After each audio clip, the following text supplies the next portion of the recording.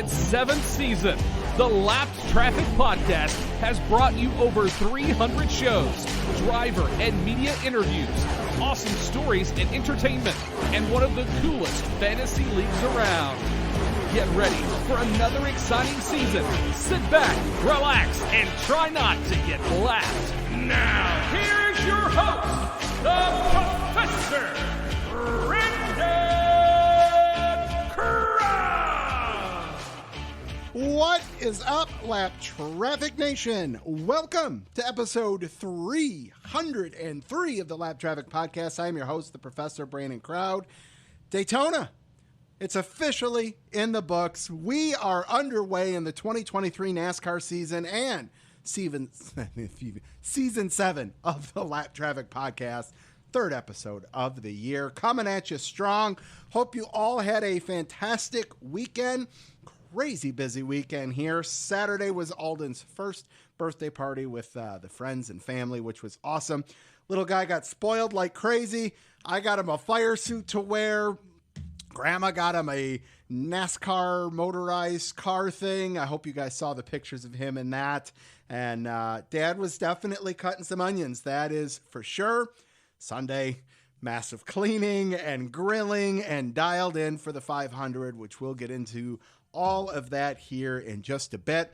Hope you guys enjoyed last week's show with Brian Newdorf and Aaron Studwell, kicking us off with all kinds of stuff. It was definitely the variety hour, if you will, last week. Just hanging out, talking, catching up, talking some sports like we like to do, and mixed in some weather and NASCAR. And just so you guys know, Brian and Aaron will be joining either together, rotating, whatever the case may be, whatever schedules permit, as we will be moving the weather segment that's been a part of the show since season 2.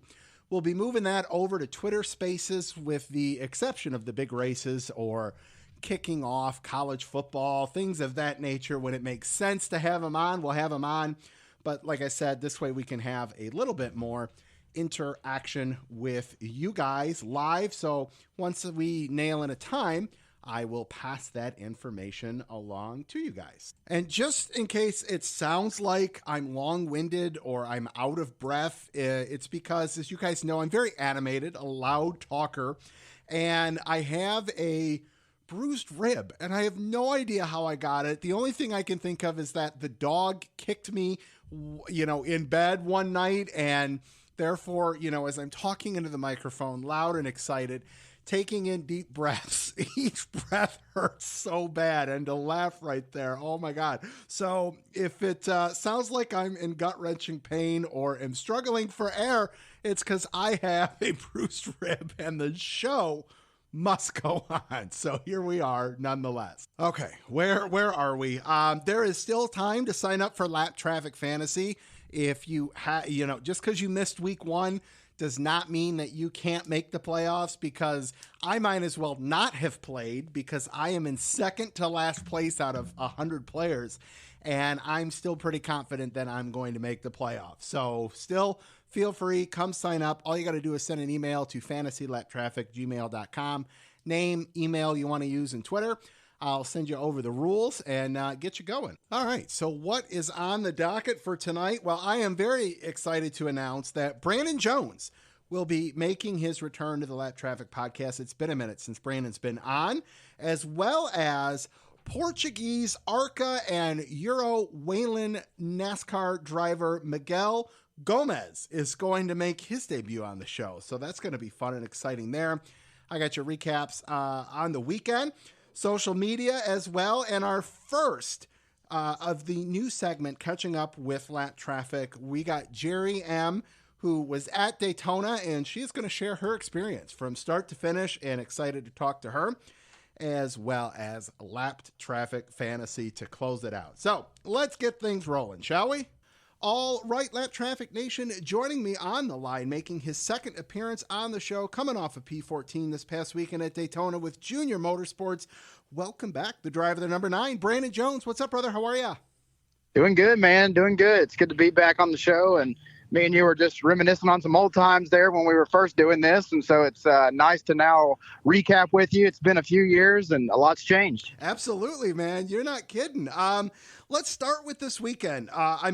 Just a wild weekend at Daytona, as we typically expect. Started 11th, finished 14th. We're up there towards the front on that last restart. Take us through your weekend and those last few laps at Daytona. Yeah, man, gosh, it was, as a whole, it actually was a really good first race for us. Like, in the past, it's been really difficult to race that track. I've been, coming off of a season now with JGR and been over there for 4 or 5 years. And so I really got comfortable there, and, I got used to how I was able to race there. And coming to Chevrolet now, there's just way more cars, man. It just was crazy, the difference, and the people that you had to work with and you were available to work with, so I had to change my mindset a little bit. But honestly, we just all did a good job as a team to execute and get ourselves to the front and align ourselves together. That's the whole, I think, key to that racetrack and having success there is you kind of do your own thing, for most of the race. If you can help a teammate out early on, you do it.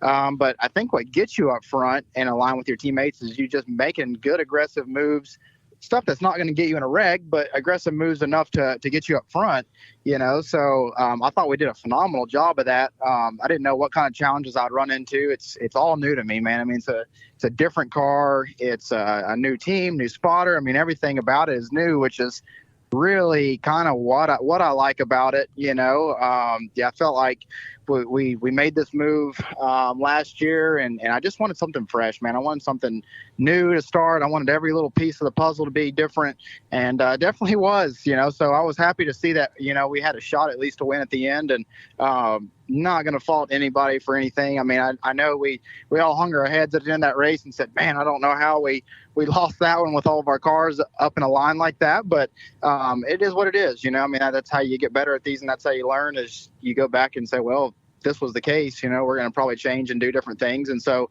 I felt like we all had a fairly productive meeting after the race and talked about it and got all that out of the way. And now we're pushing forward. So I'm looking forward to this year. I think we're really going to win a bunch of races with these guys. I think you are too.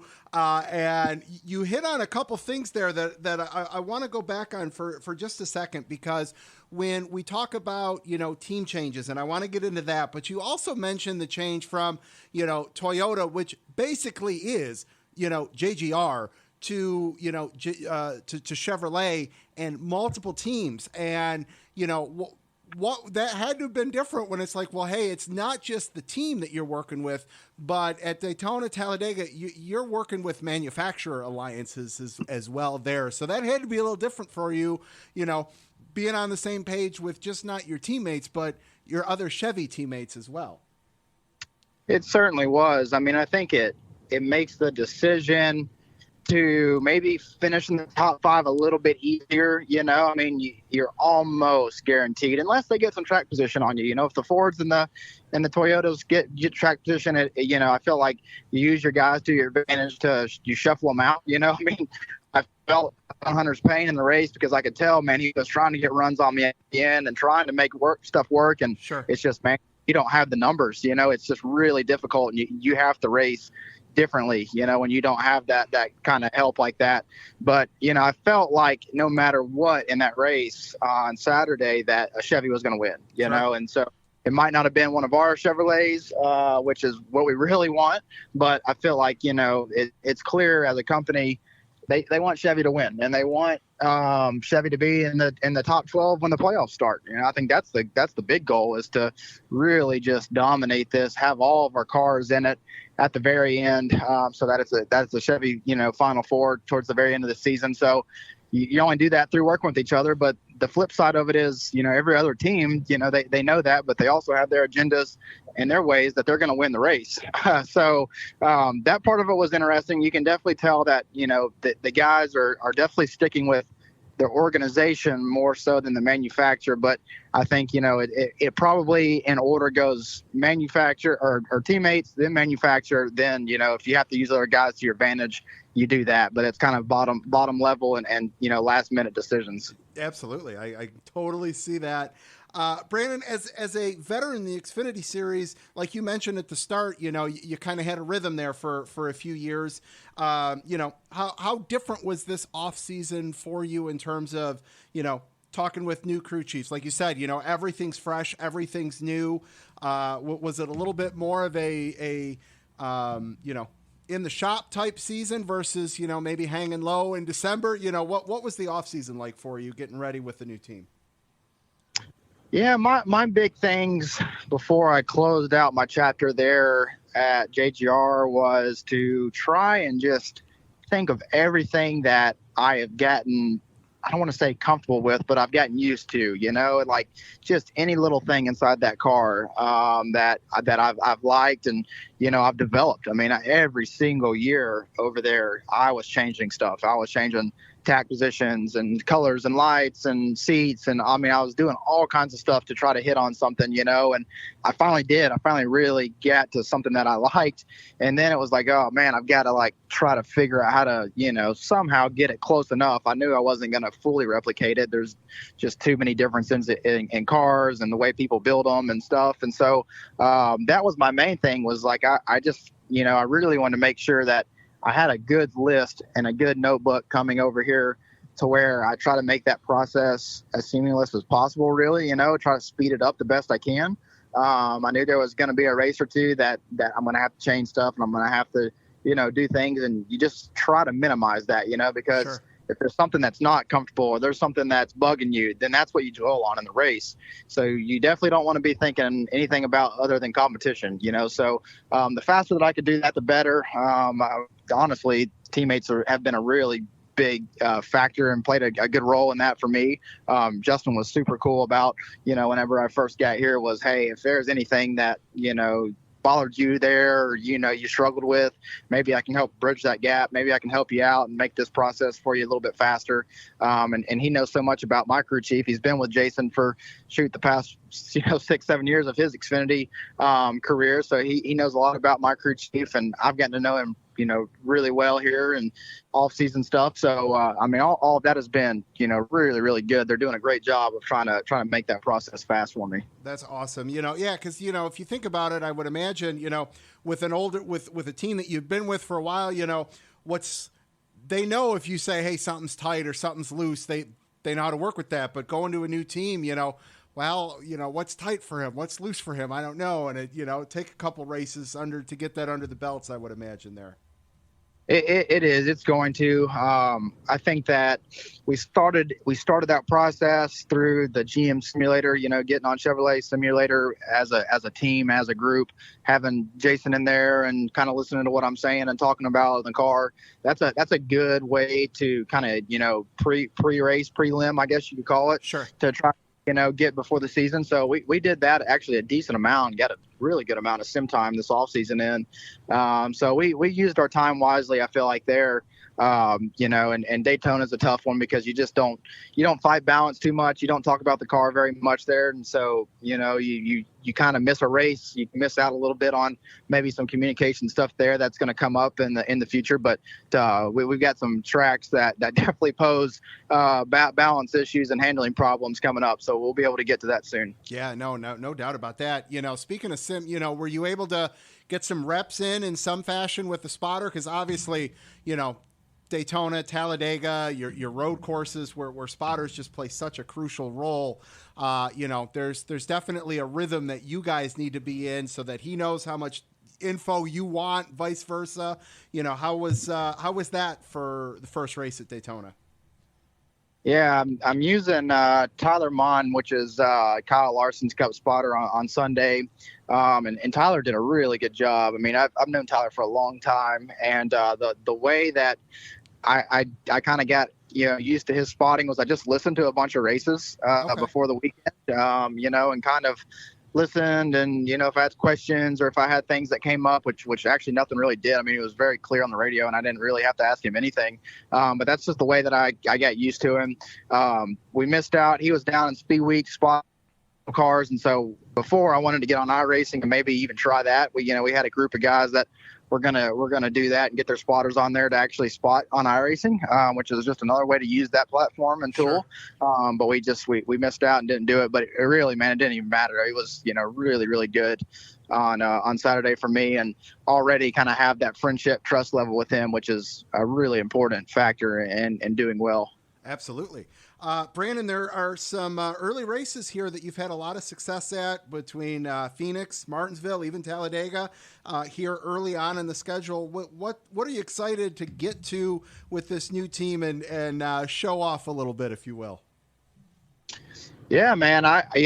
One thing that we're doing over here so well is I've kind of switched my focus to putting all in at the Josh Wise program with Chevrolet, and I think the amount of support that he gives on preparing for race weekends and things has been night and day different. I mean, that's something that I've always had to figure out myself in a way and come up with ideas on how to study and how to prepare. And now, there's a guy there that's really helping out and really helping you with that process. So I feel, last year I felt prepared for these races, but now I really feel prepared, man. It's crazy how much of a difference just that little bit makes, on doing that. But that's my main thing. Like, I feel like, I need to come in here with mental clarity. That's going to be a real big key to doing so well, and then believing in the move and believing in the change. I mean, this car's spoken for itself in the past. I know it's just a number, and now Sure. You've got different chiefs and different drivers in it, but it's always done well. So that's just a confidence boost. I mean, there's a lot of things,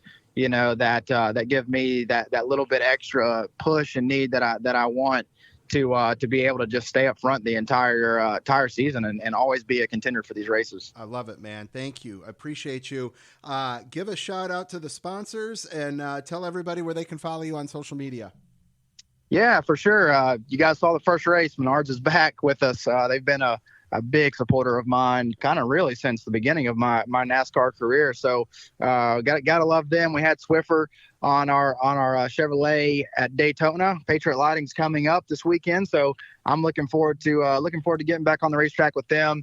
And you can catch everything and keep up with myself on Brandon Jones RAC. That's on Instagram, Twitter, and I want to say it's Brandon Jones Racing on Facebook. You got a little more characters to work with on Facebook, right. So we can out. But that's where you can catch us, man. I look forward to the season and think it's going to be a really good one. Absolutely. Lap Traffic Nation, huge thanks to Brandon Jones for calling in. Brandon, best of luck this season and this week at Auto Club, man, and we'll talk to you soon.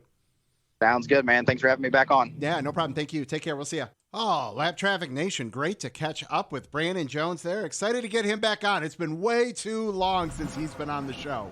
All right, what do you say we take a look at this weekend and all the shenanigans that went with it? Friday night, Truck Series, Zane Smith picking up the win with rain, and more rain as well in play. I was tweeting with you guys Friday night. You guys know I like my caution lap stats. And when there are 41 laps of caution in any race, let alone 41 laps to where that's over 50% of the race being run under yellow, that's too much. Way too much. Which is why I think a resounding number of you agreed with me that during the truck race, when I put out there, who would be in favor of us not counting caution laps towards the actual laps of the race, especially during stage break cautions. But now, listen, if you guys have been listening for a minute, I go on at least a rant 3 times a year going over cautions and caution laps and all of that. So I will spare you all of that here because it's the first race weekend of the year. And I'll guarantee those rants at some point down the road. But my thing is, now I know a lot of you guys do not like the stage the whole stage concept. I know is still not popular. I can get on board with that. All I want is to not count the stage breaks in terms of counting those laps towards the actual race flag laps, because they advertise And we're going to get into some of your guys' responses for my questions about quote unquote advertised. You advertised, for example, stage 1 and 2 are 20 laps. Stage 1 and 2 of the race was not 20 laps. Stage 1 was 20 laps because it started at 1 and the, green and white checkered flown at lap 20. But I don't think the start of stage 2 actually happened until 3 or 4 laps later. So it's not a 20 lap second stage. It's a 15 lap second stage, give or take a lap or two there. You guys get my point. And so with all of that said, and as I said, I'm not going to go on a rant here. Here I am nonetheless going on said rant. And especially with the truck race, they're so short. I don't think TV time and limitations play as big of a role. They're on Fox Sports 1 for the most part anyways, and they're later at night, so it's not like if it goes an extra 20 minutes, 30 minutes, worst case, it's not like you're cutting into, local news, some other sports game that's going to start, I think you've got a lot more flexibility with the truck race. I think the truck race would be a great race and series to test this out with. And I'll digress and stop my rant there. All that said, props to our defending series champ picking up the race win to kick off the season. Huge props to Matt Crafton for being up front all day. And that might be one of the most complete and competitive races out of that 88 truck in a while, which is great to see a little resurgence there. Shout out to the 16 at Tyler Ankrum. He missed the playoffs last year. I know that team has high hopes this year. I expect to see Tyler Ankrum back in victory lane. And I've said that every year. And I mean it every year, but I actually mean it this year. And unfortunately, as we'll say quite a bit this year, trucks have an off week this week, and we'll catch them in a couple weeks in Vegas. The Xfinity Series, the first of 2 races this weekend where we didn't get to see the race determined at the line. Hell of a battle, though, off the backstretch there, as we saw before it was determined that Austin Hill picked up the win. Big boost for RCR. And I think this is just the start of things to come out of RCR this year, both Xfinity and Cup Series. Kyle Busch had a great race on Sunday. And I mean, RCR, a team and an organization that was just barely hanging on by a thread. They're going to be back and with a vengeance. I mean, how Austin Dillon was up there. Austin Dillon almost picked up his second Daytona win. And I mean, I wouldn't have been surprised there. And I think there are going to be more times than not this year that we're talking about RCR and victory lane, whether it's Xfinity or the Cup Series, which is awesome. And as I mentioned about racing to the line, I put out a question to you guys, which I'll get to here in just a minute as soon as I get a quick little talk in here about the Cup Series, where Ricky Stenhouse Jr. picked up his Daytona 500 win. And again, much like the Xfinity Series race, overtime, cautions breed cautions, as we know. But let me tell you why I like this win and why I like that it's Ricky Stenhouse Jr. And that is, I'm looking to the future, everybody. I'm looking to 17 winners already. If Joey Logano would have won, I think we can all safely say we expect Joey Logano to win this year. And I don't think that's out of the question. But what is maybe not as confident is to say, would Ricky Stenhouse win this year outside of a Daytona or a Talladega? Maybe. Obviously, it's possible. But that said, the fact that Ricky won this past weekend at Daytona gets us closer to 17 winners, because that's one less wild card out there that needs to pick up the win to possibly give us that 17th winner in the regular season. And I know it sounds crazy talking about playoffs and how many winners after the first race of the season, but as we saw and have seen, points matter, and you can look back at any race and say, oh man, one more spot on the track could have been a make or break situation there. So I don't think I'm all that crazy in looking at it from that perspective, And also, he's a good racer at these tracks. Gotten the win before on the quote unquote plate tracks. Might have a few more. I think sometimes Stenhouse finds himself in a winner go home situation and tries to force things and has ended up behind the wall. But I mean, he raced a smart race this past weekend and a well-deserved win in my book. Great finish to Logano, Bell, Buescher, and hey, how about AJ Allmendinger? First race, second car for Colleague Racing, full time, and I mean, any one of those guys could have won this thing. Again, bummer we didn't get to see a race to the line, which again, that leads me to my two questions that I sent out to you guys after the race. Would you like to see NASCAR get rid of the overtime and make it so it's unlimited temps? Winner has to take the checkers instead of the next flag ending it once we take the white. Would you want to just see it? Hey, we're going to re-rack them until the winner takes the checkered flag. And then I also put out there how many races before we get our first repeat winner. And let's see what you guys had to say. All right, Scott at 1985 Wagner. I think the OT system is fine. TV contracts need to guarantee that 90% green flag laps are shown. F1 races are shown completely commercial free, so NASCAR can't step it up some. Yeah, I agree with that, Scott. No doubt about that. AJ at, I am not going to be able to pronounce this Twitter handle, at PUTUIDIOTAG. Unlimited temps for the big races, as is for everything else, similar to how golf has different ways they settle tournaments. I could get behind that all day long. Brandon at Brandon K. Carl, or we could try that thing where we finish at the advertised distance for once. I like that. Chelsea at Truex Fangirl 134. We were there in person. If they can race back to the line when Wreck is behind the leaders, go for it and race to the line. Like that one. Chris at USMC_NASCAR Fire. That would be highly entertaining. I'd hate to see someone get hurt, though. Yeah, I can feel you there. But what I'm saying is though, okay, there's a wreck. Throw the caution and let's redo it. I mean, line them back up. Clear the field, clear the wreckage, if you will. Let everybody, if need be, get to the infield care center, just like we would if the caution came out on the first lap of the GWC.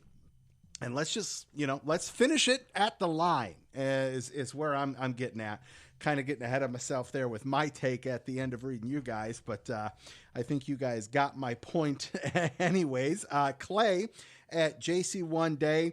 Wish I had a good response, but I think I would leave Daytona and Talladega alone. Maybe extend the other tracks, repeat winner by race 8. I get behind all of that, Clay. Colin at Colin_with_cars. Think for safety purposes, what they have works well. You're just asking for more crashes and increased risk for injury. You know what? I don't necessarily disagree with that either. Daryl at Bulldog_Daryl. Daryl, run to the advertised distance. Leave it at that. If it ends under caution, so be it. Dave at Real David Kahn. Winner should be the guy that crosses the line first. Keep racing till it's over. Side note, I missed the racing back to the caution flag. 5 races till a repeat winner. All right, I got you 5. Dave at BOLG5. In all reality, TV won't let NASCAR do it. As it is, every other sporting event boots the NASCAR coverage, so it'll never happen. And I think that's probably the reality of why we don't have that, right? Let's see here. Howard at Hall_Howard. I think they should get rid of the overtime. And if you get the white flag, race is over. I get that point too. Jess at Iowa NASCAR fan. I'm good with what they have at speedways, but must finish under green everywhere else. 5 races before a repeat is my guess. 5 seems to be the number so far. Matt at Milestone Motor. No overtime. Race back to the checkered flag. Mick at GoDucks5_Mick. 1, I have no problem with ending it at scheduled lap. If it ends under caution, so be it. 2, 7 races, repeat winner happens at Richmond. Mike at MABUTZ. Overtime is fine as it is. As far as repeat winners, I think it will happen sometime in the spring, 6 or 7 races in. N8 Dog at Manny's Legacy 1. No end races at scheduled laps. IndyCar and F1 do it. Randy at Growl Guy. It's good as is. They're going to wreck no matter what. Safety vehicles on the track. Hard as those wrecks behind the leaders was, you got to go to the yellow. Racing Cants at Racing Cants. As a fan who sat in the stand for multiple races ending under yellow, I can confidently say No matter the circumstances, the winner needs to take solely the checkered flag. I got you, Cants. Stephen Reed at EMT8437. I take the checkered under green. And Tristan at Tristan Cole. Honestly, NASCAR wants the ratings. Overtime is hit and miss, but it makes exciting racing at times. And fortunately for team owners, it costs them money with crashes. It's a lot of yin and yang. I get that as well. I think you guys can kind of guess where I'm going with that. I would love to see them, take the checkered flag at the line and re-rack them. I mean, we all say, well, not we all say, because there was a lot of different opinion there, which I appreciate all your responses. Keep those coming whenever I put those questions out. But I mean, we're all, especially for those in attendance, like if you're at the race and maybe it's the one race you only get to go to every couple of years, you want to see that race at the end, at the line, and someone take that checkered flag. As far as repeat winners, man, I can go back and forth on this. I definitely think we're going to get an abundance of different winners. Are we going to get that 17? Who knows? That all is something that we've been chasing for a while, but when you start out with Daytona and have a quote unquote wild card winner, if you will, then we go to a 2 mile, then a 1.5 miles, then a short track, then Atlanta, which Atlanta's raced so many different ways as of late. Then we go to a road course. Then we go back to Richmond, Bristol. I mean, I'll say our first repeat winner is somewhere between Richmond, Bristol, and Martinsville. And then I think we go back on another run, because then you get a lot of different 1.5 miles. Then we're going to Dover, Kansas, Darlington. Who knows what we could get. I will say we'll have a repeat winner somewhere between Richmond and Martinsville. But then it could be as far as maybe June or late June before we get our second repeat winner. That's my bold ass prediction for you there. All right. Thank you again, guys. Keep those coming in. Let's do a little Lap Traffic social media, shall we? Everybody, make sure you check out the website, thelaptrafficpodcast.com, Facebook, The Lap Traffic Podcast, TikTok, Twitch, Instagram, Twitter, all at Lap Traffic PC. You've got mail. If you've made it this far into the show, make sure you leave a review. Tell your friends they can listen on any podcast platform. Let's see here. We've got some new follower shout outs. Richard at Richard NASCAR 9, Brent at B_Williams 9, Ed C Van at Ed C Van TB. Welcome to the show, guys. Tell your friends. Don't forget, I've got free stickers and koozies. All you have to do is fill out the contact page on the website, thelaptrafficpodcast.com, and I will send them out for free. Okay, well, now is about that time where we'd be having either Brian or Aaron on, as I mentioned at the start of the show. We're going to do that on either Wednesday or Thursday, more than likely live, to be able to interact with you guys. So come hang out, chat. We'll pass the mic around and have some fun live on Twitter. In the meantime, though, I've got a very cool interview for you guys. Very excited because it's something different, and it's someone that you wouldn't normally expect to hear on the show. All the way from Portugal. He made his ARCA debut this past weekend here in the States. And we did the interview a little while ago this afternoon, and he's all the way back in Portugal. So that's, pretty cool to know that you're talking to somebody across the pond, that far away that raced here. And, I'm excited for you guys to be able to hear his story about how he got into racing, how he got to ARCA, racing in the NASCAR Euro Series, and all that good stuff. So here he is, all the way from Portugal, Miguel Gomez.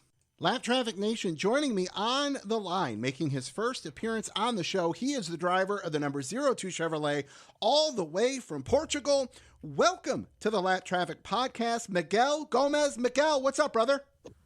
Hey, how are you? Thank you very much for the invite.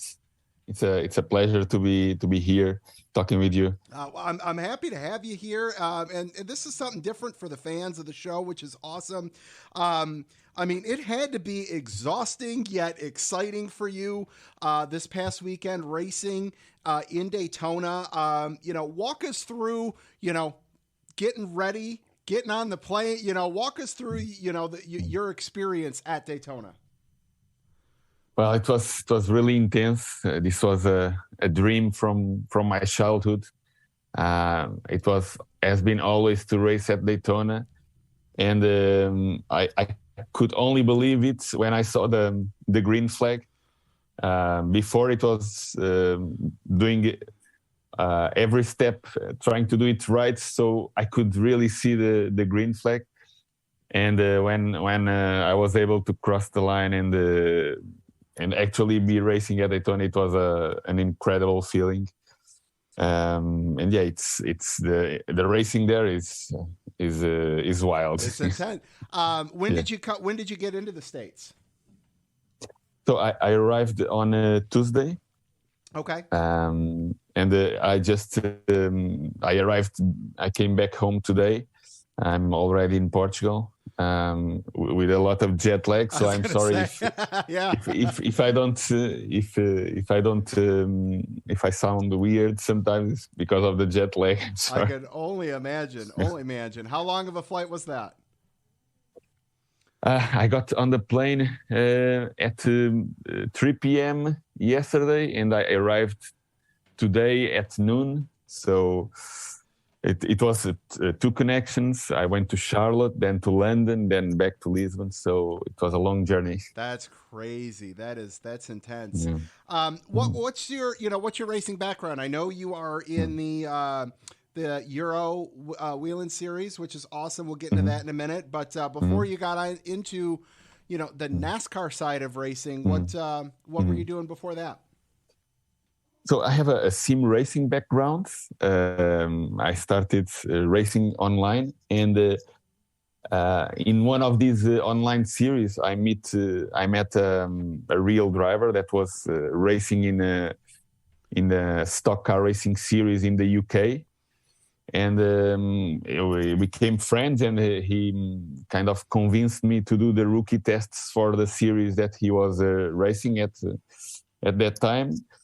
And that's how it all started. I went there, and we were 7 rookies. They all had a motorsports background. I was the only one with only sim racing background, but I was the fastest in the Rockingham Oval in the UK. It is a 1.5 mile oval that is now not they don't race there anymore, but they used to race. Even IndyCar raced there, and I was the fastest there in the ASA kind of stock car, and that's how it all began. That's crazy. This was back in 2007.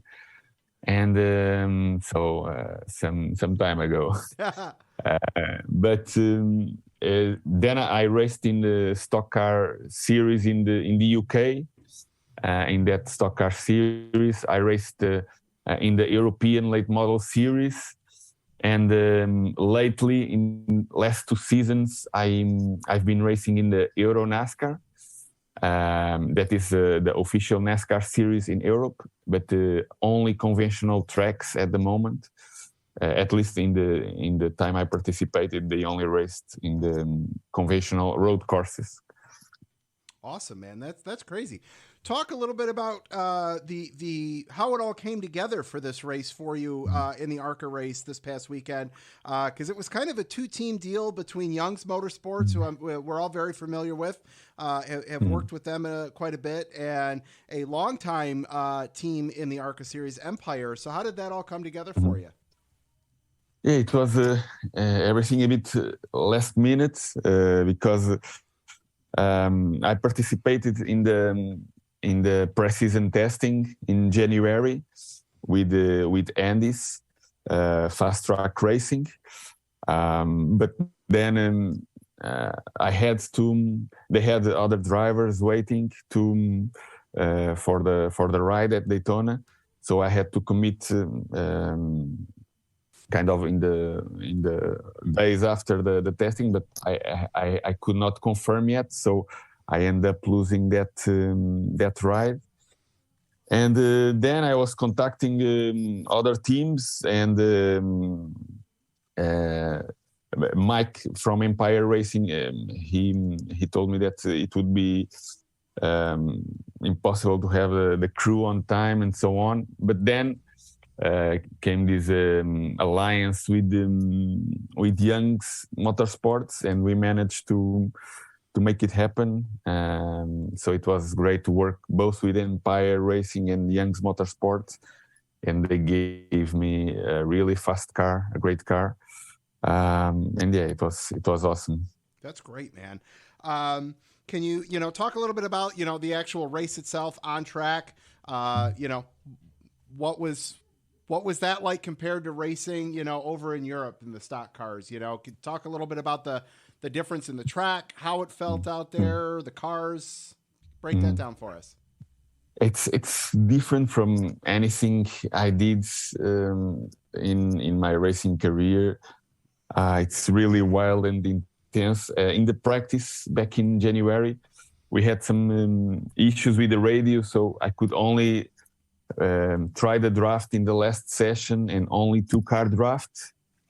And now in the race weekend, we also had issues in qualify, so I didn't do that group drafting in practice. Also, end up not doing much drafting. So I was going to really try it for the first time during the race, and it's in the first laps. You're just trying to get used to it because the air moves a lot, the car moves a lot, and you are expected to be full throttle most of the time, and it's you have to get used to it. The first laps were really terrifying, intense. right? Terrifying. Yes, exactly. Oh, that's great. Who'd you have on the car? Who were your sponsors this past weekend? This past weekend, we had a Sim Thunder, the sim racing assets marketplace that has been sponsoring me also in the Euro NASCAR, and it was a pleasure to have them on board on this historic participation, because it was the first time a Portuguese raced in the Daytona Oval, and this being a Portuguese project and related to sim racing, it was great to have them on board on this adventure. That's great. Where are we going to see you next? Will you be you're going to try to come back over and run a few more ARCA races? Where will we see you back on the track? Well, I'm hoping to come back to the US because what I really love is the oval racing. Things were looking good in Daytona. We started in the back because of the problems in qualify with a puncture. So we started P38, but we were doing really good until like 20 laps to go. We were running in 11th place, close to a top 10 finish. But then we had another flat tire. I think I hit some debris on track. But still, it was the team was happy with the performance on track, and so I'm hopeful that I can get some more support, more sponsorship to do as many races as possible in the US. We'll see, but that's my major goal, to do more ARCA races this season in parallel with an Euro NASCAR campaign. When is the Euro NASCAR schedule? Are they running now, or what's the dates on the calendar for that season? So the Euro NASCAR only starts in May. It will start in Valencia, and they do 6 race weekends with 2 races in every weekend, and it runs until November. Awesome. But so I would like to do both Euro NASCAR and the ARCA. We'll see how it goes. I cannot confirm yet the next what will be the next race, but I hope I hope I'm back in the US soon because Awesome. I loved it. Excellent. I bet you did, man. I bet you did. Where can everybody follow you on social media? So you can, well, if you search Miguel Gomez NASCAR, you will probably find my website, miguel-gomez.com. And there you have my Twitter, my Instagram, YouTube, Twitch, Discord, everything is there. Yes. So I welcome everybody to follow me. Yeah, I hope I'll be there soon. Excellent. Again. Excellent. Well, listen, man, thank you so much for taking some time out to share your story all the way from Portugal. Sorry, Portugal. Portugal. That's awesome to be able to sit here Zooming with you, across the big pond, and be able to have you on. That's very cool. I'm sure the listeners are going to love this. Thank you so much for calling in. Best of luck this season, and look forward to catching up with you down the road. Thank you very much for the invite once again. It was a pleasure to be here talking with you. And yeah, hope some good news soon. Excellent. All right, man. Take care. We'll talk to you soon. Thank you. You too. All right, Lap Traffic Nation. That was really cool. I really enjoyed that. Hope you guys did as well. All right. Well, normally this would be about time for the weather segment, but as I mentioned at the start of the show, you can catch Brian and Aaron and myself live on Twitter Spaces later in the week, which will be fun to interact with you guys. Right now, though, it is time for the first official segment of Catching Up with Lap Traffic. So let's get into it. Let's talk to Geri, who was at Daytona all weekend. We're going to hear about her entire experience, from what she thought of the racing, to the track, to the facilities, traffic, parking, restaurants, all that good stuff. So here it is, the debut, Catching Up with Lap Traffic. All right, Lap Traffic Nation, joining me on the line for the pretty much the premiere of the Catching Up with Lap Traffic segment. You can follow her on Twitter at YankeesGal in SC. It's Geri M. Geri, what's going on? Hey, how are you doing? I am great. Thank you so much for calling in to partake in the show in this segment and to share about your racing experience this past weekend. Well, it's been an interesting time. We're headed back from Daytona today. Unfortunately, we're stuck in traffic, which coming back from Daytona, it's usually the case. Most of the time you get stuck in traffic an extra 2 hours. But it was a great event all weekend. The races were just amazing. Went to all 3 races, went to the truck, Xfinity, and Cup race. Awesome. Yeah, I think it was amazing to see how many people were there for the truck and the Xfinity. It was probably one of the most people we've seen after going to a number of races around our area. I think that's the most we've seen for any of those 2 races. That's awesome. Well, I did see something that was the most attended Xfinity race since 2016 or something like that, I believe. So yeah. I mean, yes, I think I've heard that. I've heard that stat as well. It's good when you don't see those Daytona seats, those red, blue, yellow, and white seats. I didn't see any of those. It was a full house. It was a full house. It was a full house. So did you guys camp around the track, or where'd you guys stay? No, we stayed a little bit out of town. Just to, probably about a 15-minute drive, which wasn't too bad. I mean, we actually didn't have a lot of traffic. The 2 races, of course, Cup was very busy. Sure. We luckily got some good parking spot, but parking wasn't bad. We normally park at the track, but they had sold out the parking lots in advance for the Sunday race. Yeah, they had actually sold out the parking in advance. Okay. And there was a lot. I mean, when I say there was a lot of people, there was a lot of people.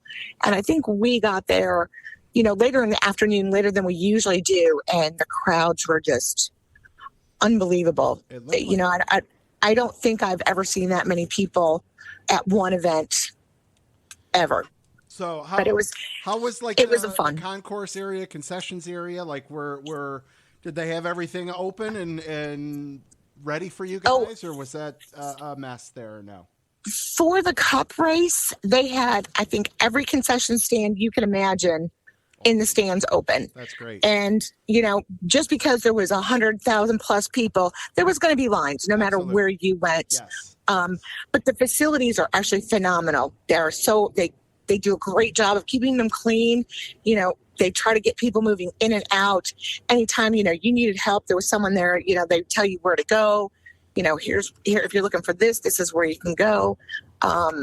And of course, they had a lot of souvenir stands throughout the concourse levels, outside the track. So they had a lot, just a lot of things to do. That's fantastic. Okay, now let me ask you this, or let me share this. So when you and I were going back and forth on DM, just to let the listeners in, I said, hey, what's your number? I'll shoot you a text. And you sent me a 248 area code, which I was not expecting to see. And you live 5 minutes from me, basically, which is such a small world to know that you knew exactly where I was at, and I knew exactly where you were at.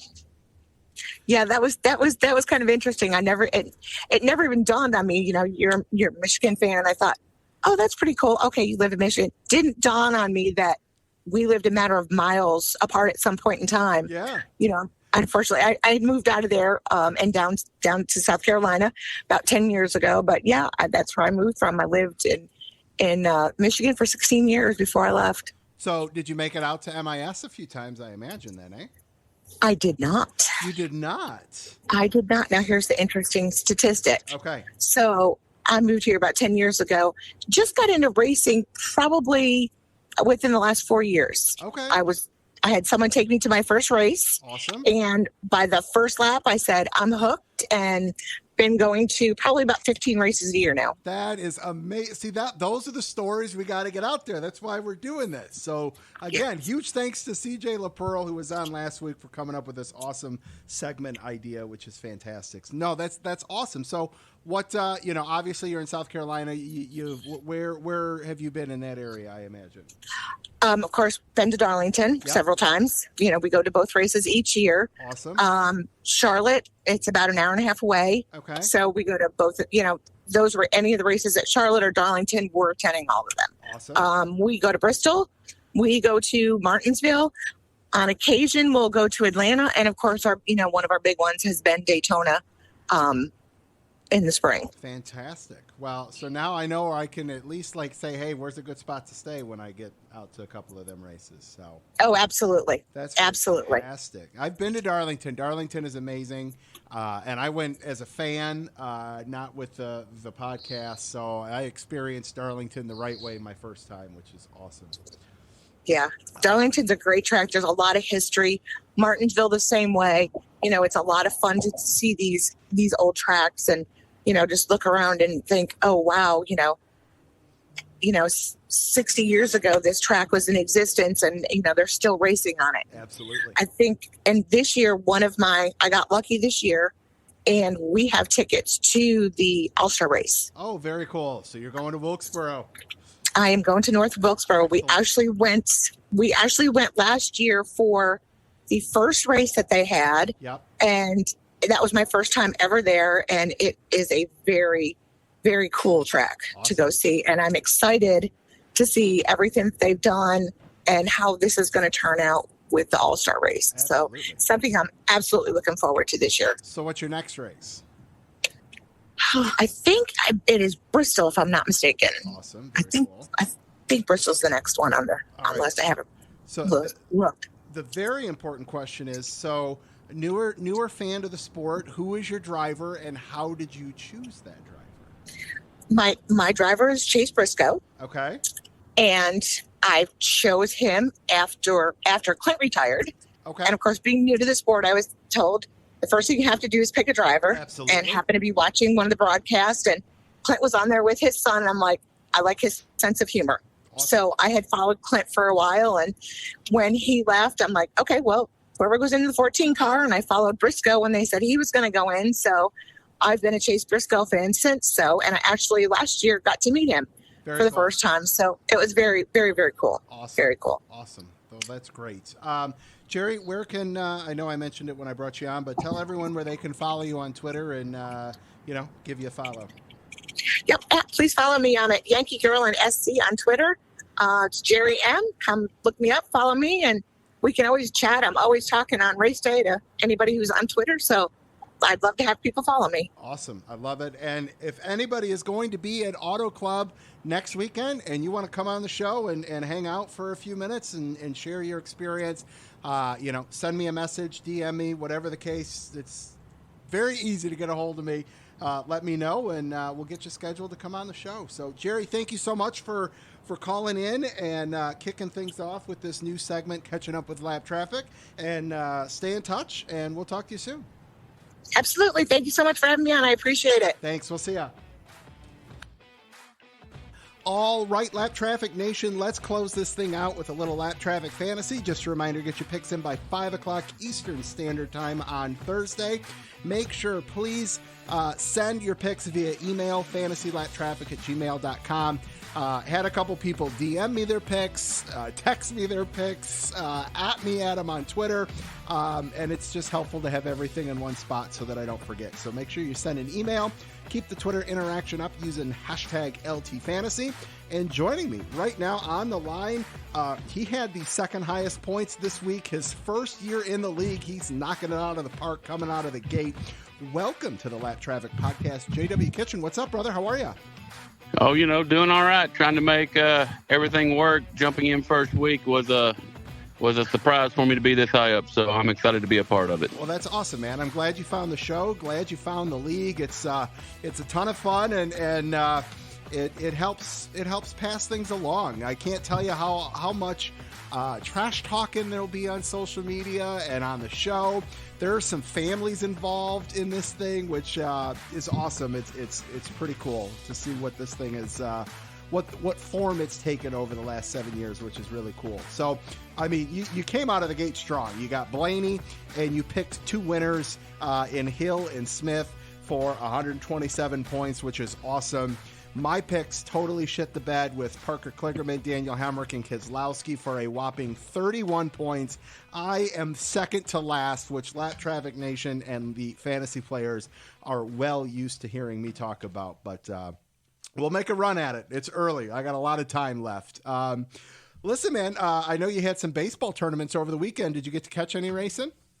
I caught a little bit of it when I could. We were running a tournament for an organization that one of my son's teammates lost his battle with cancer, so their foundation had a tournament this weekend. So I tried to get everything in I could ahead of time. I caught what I could when I could, but I was really in tune with trying to help that organization. I bet. That's awesome. Great cause there. No doubt about that. And you're also busy. For anybody in the Houston area that needs, an HVAC guy, heating and cooling, where can everyone get a hold of you at? They can get a hold of me on JWK at mk2services.com. We're a commercial HVAC contractor that is there to help you with all your needs. I love it. Awesome, man. All right. I'm going to run down the standings here real quick, and then we'll get into our picks for this week at Auto Club. Right now, in first place with 140 points is Jeff Clock. In second is JW with 127.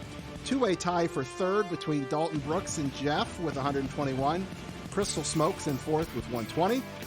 Benton Wilson and Jason Dickus in fifth with 117. Eric McCollum in sixth with 115. Mike Elliott in seventh with 114.